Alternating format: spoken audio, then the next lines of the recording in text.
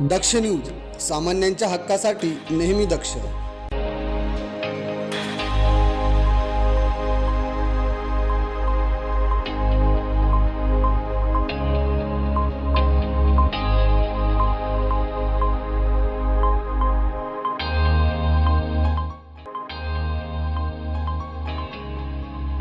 KTHM महाविद्यालयाच्या प्रांगणात आयोजित करण्यात आलेल्या 4थ्या विश्व मराठी संमेलनाचे मुख्यमंत्री देवेंद्र फडणवीस यांच्या हस्ते शानदार उद्घाटन करण्यात आले.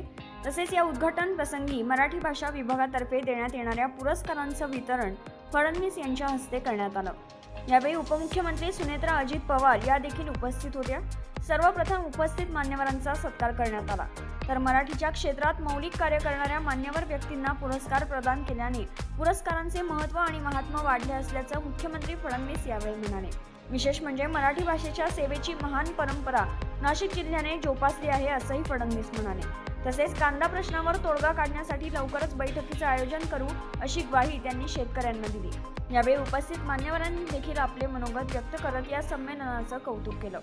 दरम्यान मुख्यमंत्री फडणवीस यांच्या हस्ते संत निवृत्तीनाथ महाराज विश्वस्त मंडळाला 50 लाख रुपयांचा धनादेश प्रदान करण्यात आला.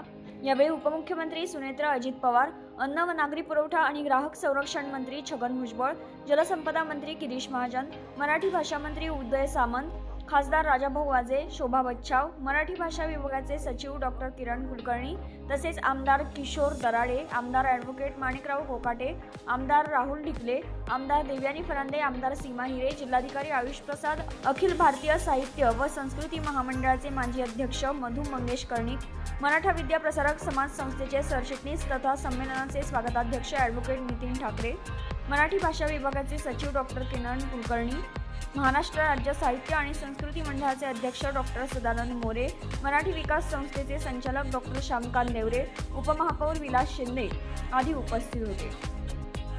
करण सिंग बावरी, दक्ष न्यूज, नाशिक.